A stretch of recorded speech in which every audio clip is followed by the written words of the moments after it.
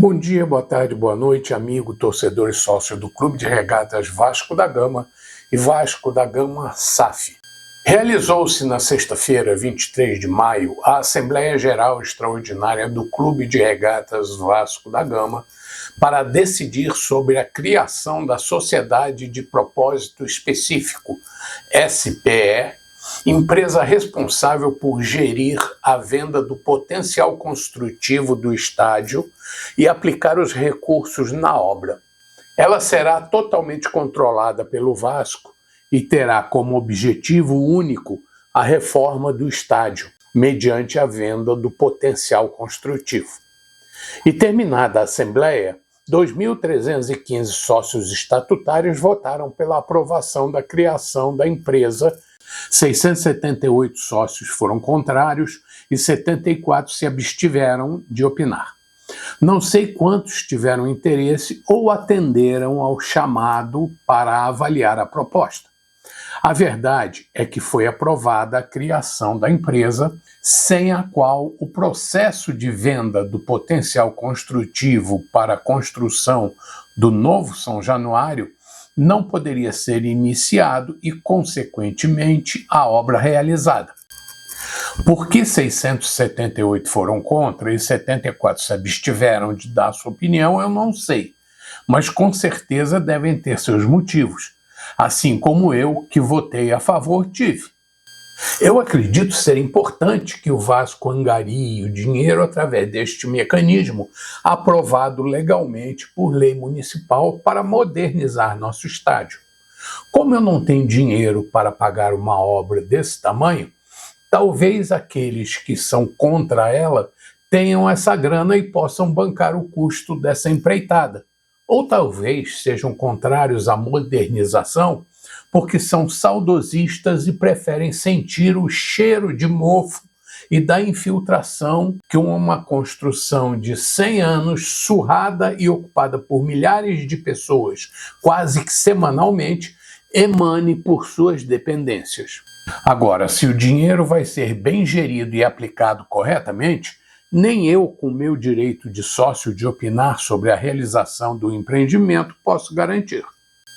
Quando um clube como o Vasco da Gama sofre repetidos baques financeiros por décadas, afetando seu desempenho esportivo e administrativo, fica difícil atrair investidores ou sócios. Aliás, fica difícil também atrair novos sócios estatutários, pois os títulos para usufruir dos benefícios ou usar as instalações do clube custam dinheiro, e os interessados têm que aportar joias e mensalidades. E não adianta dizer que recentemente foram admitidos centenas de sócios, porque esses retornaram ao clube através de uma campanha de readmissão e perdão concedidos a eles por diversas razões. Se fôssemos discutir os motivos disso, seria um novo capítulo para um novo vídeo do canal.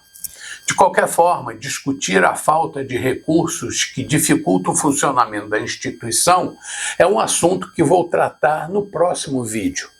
Então fique de olho. Nesse vídeo vou tratar dos jogos contra o Operário, contra o Fluminense e contra o Melgar. E não é porque mudei de ideia e resolvi falar dos jogos do Vasco. Aliás, coisa que posso fazer de vez em quando. Mas sim porque cada jogo tem uma consequência administrativa e política dentro do clube. E esse assunto vou tratar também no vídeo seguinte a esse. Sobre o jogo mais antigo, faço uma breve explanação a respeito do Operário Ferroviário. Ele é um clube do Paraná que, semelhante a clubes que minimamente se estruturaram para disputar competições, logrou alcançar espaço entre equipes competitivas locais e ou nacionais.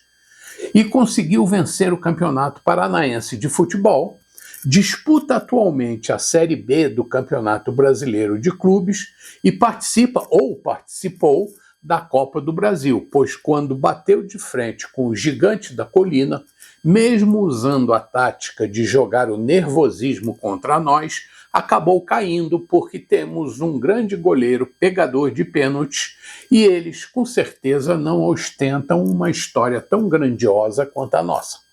Mas valeu a tentativa. Agora voltem ao seu lugar e tentem colocar os seus operários nos trilhos, porque nós seguimos na Copa do Brasil. Quanto ao jogo contra o Fluminense, fomos vítimas da falta de planejamento, resultado da bagunça que o Vasco vem se transformando há décadas.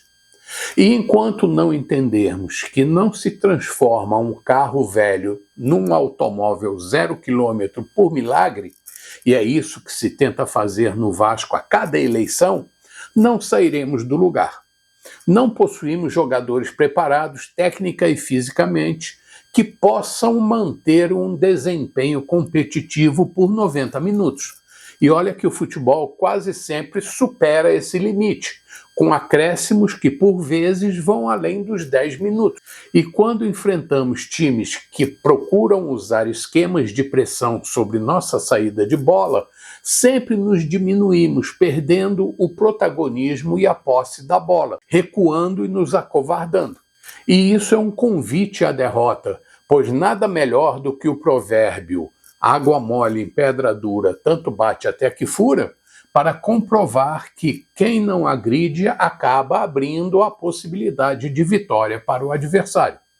Mas enquanto não possuirmos dinheiro, tanto para investir como para contratar e nos impor em todos os segmentos, inclusive instalações e equipamentos, seremos um clube que não compete adequadamente, e isso serve para todos os esportes do qual participamos. Já no jogo contra o Melgar do Peru, em São Januário, apesar de termos concluído muito poucas bolas no gol do adversário no primeiro tempo, conseguimos fazer 3 gols. Nosso time é melhor que o time peruano e a vitória foi tranquila, apesar de que precisamos treinar mais para assimilar os ensinamentos do Diniz, coisa difícil com esse calendário maluco do futebol sul-americano. Léo Jardim fez 2 grandes defesas no primeiro tempo, dignas de seleção. Para mim, Paulo Henrique, Coutinho, Ryan e Jair foram os melhores no primeiro tempo. No segundo tempo, o time caiu de produção, como acontece normalmente, e as substituições são necessárias, apesar do Diniz empurrar com a barriga, porque se o time titular já não performa como deveria, imagina quando entram os reservas. Mas com o futebol cada vez mais físico, é obrigatório colocar atletas descansados no segundo tempo, e normalmente se apela para as 5 substituições. E apesar de que nosso desempenho caiu, por conta da qualidade do adversário, não corremos muito perigo. O jogo terminou com a sensação de dever cumprido e expectativa de que daqui para frente estaremos mais perto do desempenho que o treinador espera. Claro que oscilações acontecerão, mas estou com a sensação de que estamos evoluindo. Após o dia 12 de junho, o Campeonato Brasileiro será interrompido e retomado a partir do dia 13 de julho, depois da realização do Campeonato Mundial de Clubes da FIFA, que não participaremos por conta de décadas de incompetência administrativa e esportiva. Pelo menos espero que aproveitemos esse período para treinar, melhorar e reforçar o time, se possível.